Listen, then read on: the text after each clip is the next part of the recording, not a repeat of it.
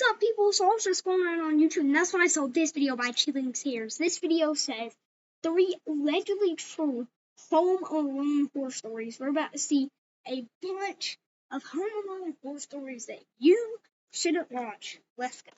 Home Alone horror story. Story number 1. This happened shortly after I turned 15 years old. As a birthday gift, my parents had given me an Xbox. I was even given my own monitor, which allowed me to play it in my room. My room was upstairs, and in the weeks after my birthday, I of course spent a lot of time up there. It was a Saturday night. I was talking in an Xbox party chat with 2 of my school friends. Both of my parents were out of town at a work convention for the weekend, so I was home alone. I had my headphone volume pretty loud, but during a pause in our conversation, I heard a thumping sound come from downstairs. If you've ever been home alone as a kid, you'll know that any abnormal sound gets your mind imagining the worst. I turned down the volume and took one headphone off my ear. Nothing happened for the next 5 minutes, but shortly afterward I heard the same noise again. I told my 2 friends about it this time, and they both encouraged me to go check it out, joking how someone might have broken in. I laughed and agreed to do it during the next break in our game.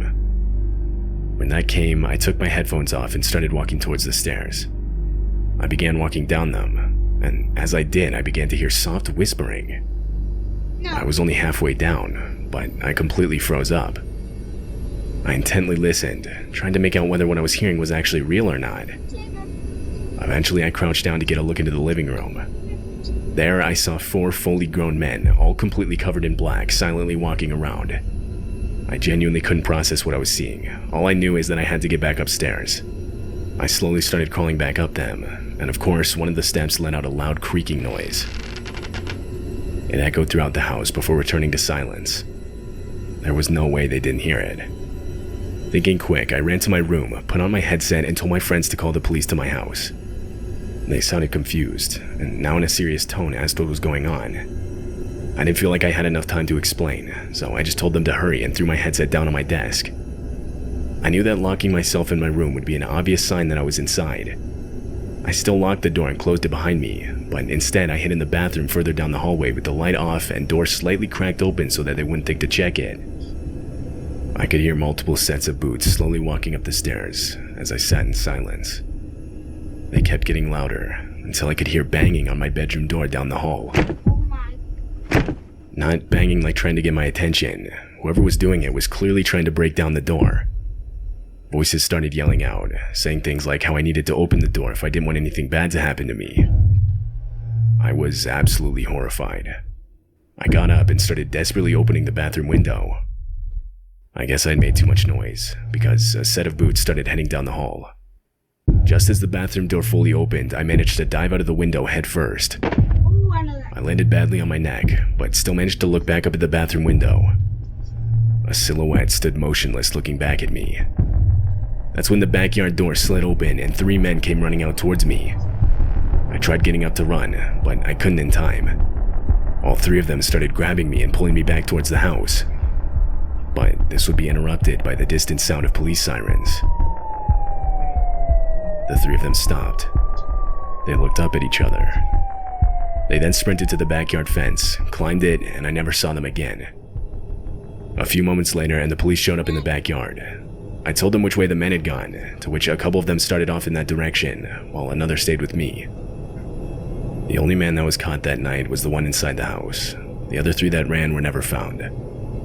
As police were asking me questions, my 2 friends who I was playing Xbox with pulled into the driveway on their bikes. Even to this day, I still routinely thank them for calling the cops, as it likely saved my life. Found left behind in the house were 4 different knives and a couple fully loaded pistols.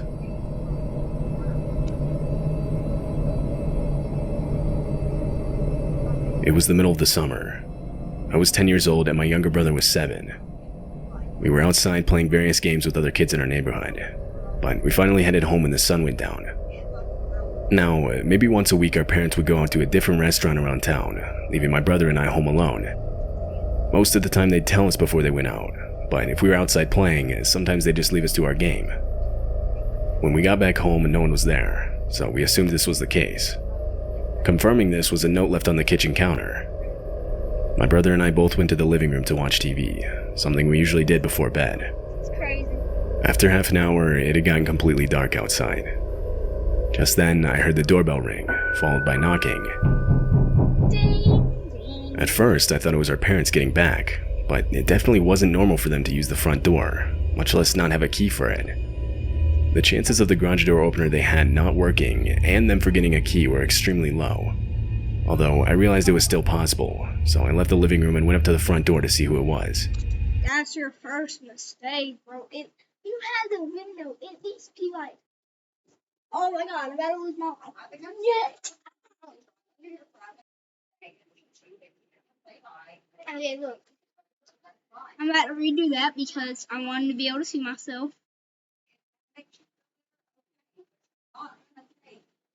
When you do this, right? When you go up here, you walk and you say, okay, some of that must be safe, but used to be safe. Let me check the window.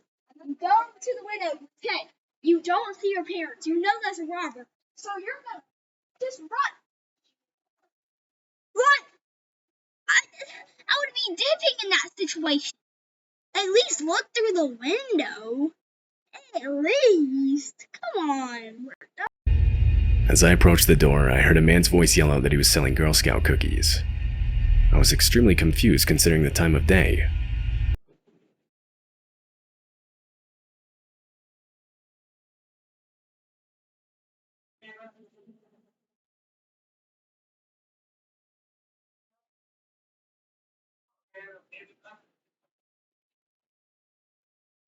Sir, you hear this, bro?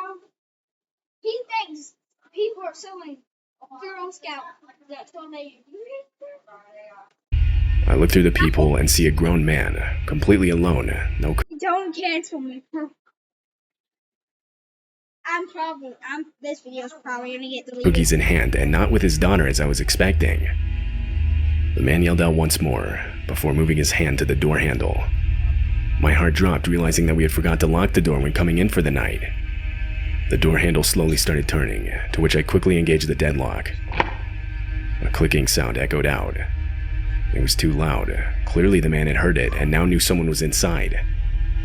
I waited a minute, before once again looking through the peephole. The man was now looking through our living room window, Okay, he's getting smarter. directly at my younger brother, who was completely unaware to what was going on. What's more is, from where he now stood, I could make out a gun holstered on the left side of his waist. I ran back to the living room and closed the blinds. I told my brother we should get some ice cream downstairs in the basement. I needed to get him away from any windows, but I knew that if he knew what was going on, he would freak out. He agreed and we went downstairs.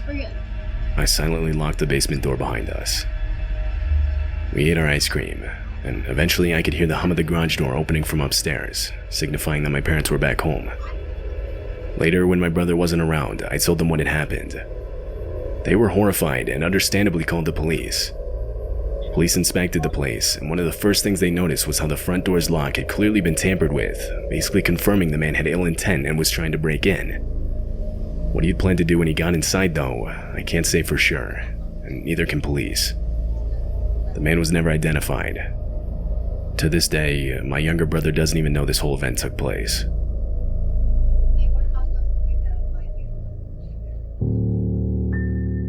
As a kid, I lived dead in the middle of nowhere. My family owned a farm. Oh, wouldn't it? We just saw that photo. And literally, this video, 3 horrifying. I just saw that picture, bruh. And also, I'm gonna be honest with y'all. Holy.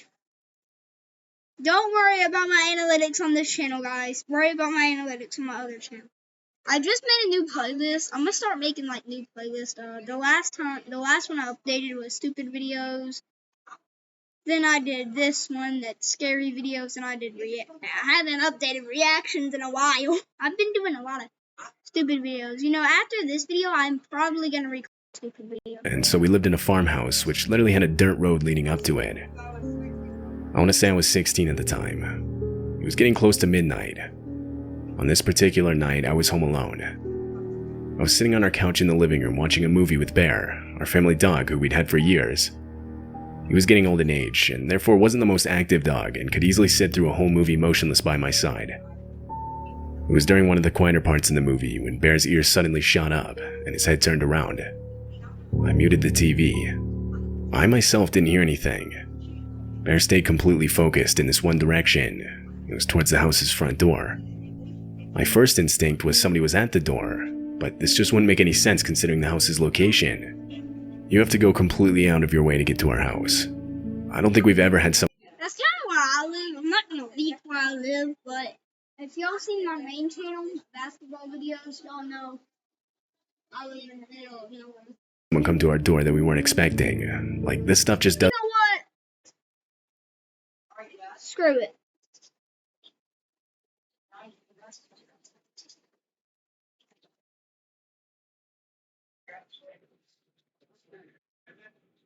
Alright, you might not be able to see this, but look out there, bro. All there is trees up there. You know what? We're about to sit right here. We're about to finish the atmosphere right here. Doesn't happen out here. I brushed it off as just an animal and turned the TV's volume back on. Shortly after I did this, Bear started quietly growling, still looking in the same We're going back right here, baby. direction. In the time I've known this dog, I'd heard him growl a total of maybe 2 other times.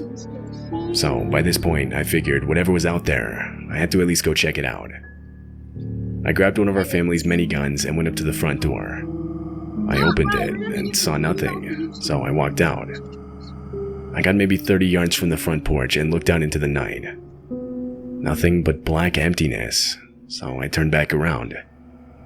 I took one step back towards the house before I stopped myself. Sitting on the edge of the deck was a man curled up in the fetal position. It looked like he was trying to hide himself. I stood there trying to think of what to do next. I was not about to walk up right next to this guy, so as silently as I could, I went around. Did he just ask what should I do next? Run, dude!